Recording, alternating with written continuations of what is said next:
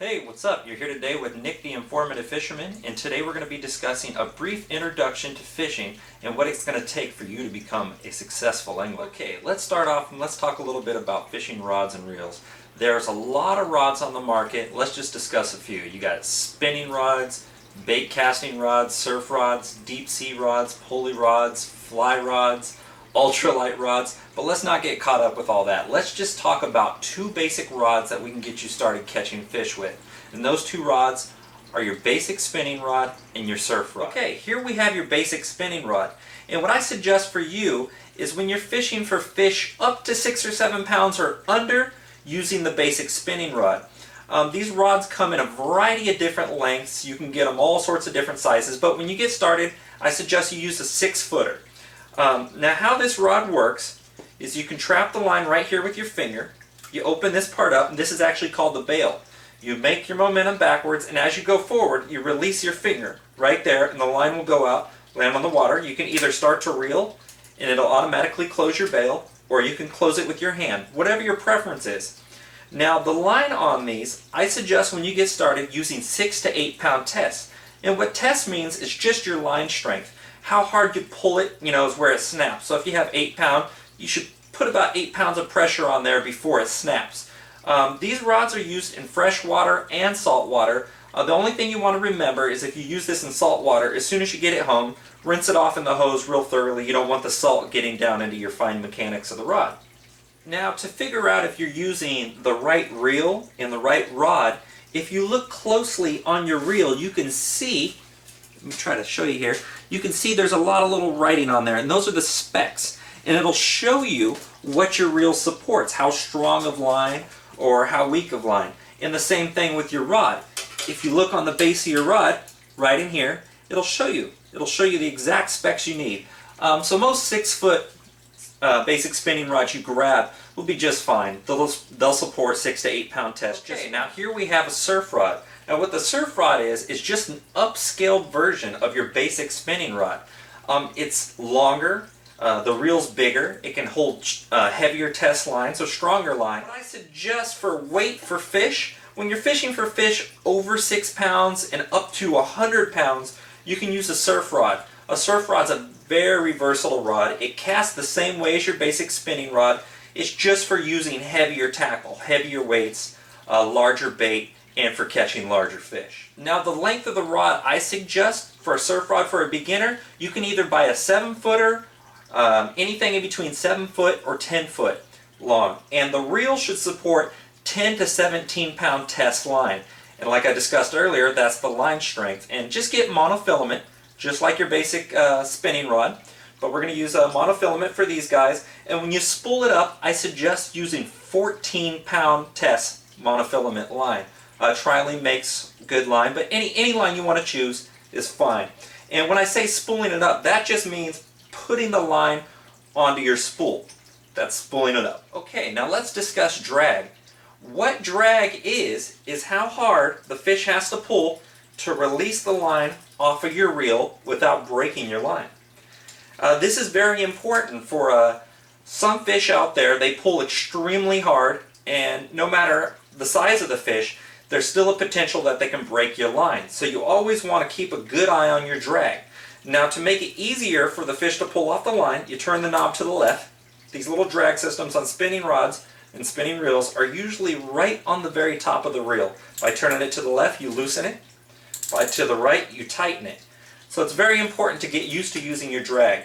If you don't, you're setting yourself up for failure. So basically just get it enough to where you have to give it a good pull to release the line. And you'll realize after time how important your drag is. But remember to pay attention to it. Now let's discuss some fishing tackle, some very basic fishing tackle. Here is your standard hook. It's a very standard hook. Hooks start off in size 32, ranging all the way down to 2. 32 being the smallest and 2 being the largest in the first category. Once you get down to number 1, it becomes 1/0, and that's a very large hook. Then 2/0, it's a much larger hook. Then 4/0, then 6/0, and that goes all the way up to 16. Here we have a treble hook. This is just a little different design. This is 3 hooks in one. It's a lot easier to hook a fish with these guys, even though you do not get as deep as a hook set if you were just to use a regular standard hook. Here we have a slider, and what a slider is for is like your line runs through the body of it right here, and you hook a weight right onto the side, so when a fish pulls on your hook, there's no tension. The fish doesn't feel any friction at all. The line slides through there, so you feel the bite, he doesn't feel the weight, and that keeps your line right down there on the bottom. Here we have your basic round weight. These guys are commonly used in lakes depending on how deep, or if the water's moving a little bit, you'll use a little heavier weight, or if it's shallower and the water's not moving, you can use a much lighter weight. Here we have a pyramid weight. Now what these guys are primarily used for is when there's muddy bottoms and you're fishing in a river and the water's moving quite a bit. This point, when the weight hits the water and lands in, it sticks itself down into the mud, so it keeps it hooked down there on the bottom, which is perfect when the water... This is a snap swivel. What a snap swivel is for, this ties onto your line right here. The head of this pops open, and you can get a pre-snailed hook. And pre-snailed hooks are hooks that come in a package, and they already have a line attached to them with a little loop at the end. And you toss a little loop over this guy, and you clip it shut. And that's a snap swivel. This is your traditional round bobber. You push the top down, you put your line under this guy, you push the bottom out, and that little piece comes out there, and you stick the line through there, and it hangs onto your line, and it keeps your bait afloat so you can fish mid-depth. Okay, now let's discuss the basic tools that every fisherman needs to bring with him. One of the most important things that every fisherman needs is a good pair of needle nose pliers. What happens lots of the time, the fish will take the hook too deep in his mouth, and you can't reach in there to pop it loose. Needle nose can really save the day. Next from there, you always want a net. Sometimes I get lazy and forget to bring the net myself, and I have lost a few really nice fish because I was lazy and didn't want to bring the net. Get a good net. What I like to do on my net, sometimes I'll mark like the size of the type of fish that I'm fishing for with the net. You know, be it 18 inches when I'm fishing for striped bass. Make sure the net is big enough to handle the type of fish you're going for. Next from there, you want to have a good little knife with you. To cut bait, to cut lines, a knife always comes in really handy. So don't forget your knife.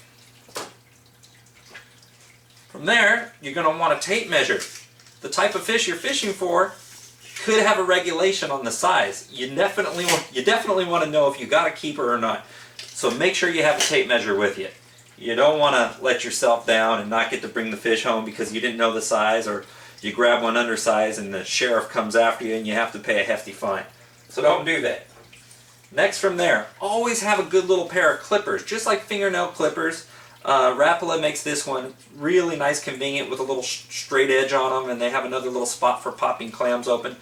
Always have your tweezers. Come in extremely handy. Every time I go fish, I always need a pair of tweezers. These ones have a nice little neck thing around them, so that's really convenient. And one other thing, you're always going to want to have a bucket or a stringer to keep your fish on, or a big bag.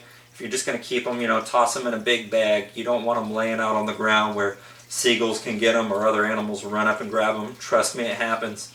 It happens more than you want to know. One more thing from there, you always want to have a good rag with you, because your hands are going to get funky. You're always going to want to clean that bait off your hands. So have a nice big bait rag with you. Okay, now you're ready to get started. Now all you have to do is find out the spot that you want to fish. You have to find the type of fish that you want to catch so you can see what type of fish are there. It's important to find out what the fish feeds on, what they like to eat, so you can select the proper bait for that fish. The hook size is very important. Once you know the type of fish, you can look up the hook size that most people catch them on quite easily. You want to know if they're a bottom feeder or a top feeder. If you would like to find out, you know, if that type of fish is a bottom feeder or a top feeder, you just research the fish. You can type it in on the internet, type the type of fish if I don't already have a video made. If the fish is a bottom feeder, you find out, you can look up my video, Beginner Catfishing, and a catfish is a bottom fish. And I will show you on that video the proper rig, how to set it up, the right hook size, and everything you'll need. If you find out the fish is a mid-depth feeder, or if they feed off the top, you can look up my beginner video, Beginner Bluegill Fishing, and that'll teach you how to use a bobber rig, which floats at mid-depth, or you can bring it up real high to the top of the water to catch those type of fish. I'm your host, Nick the Informative Fisherman, and we'll see you next time. Best of fishing.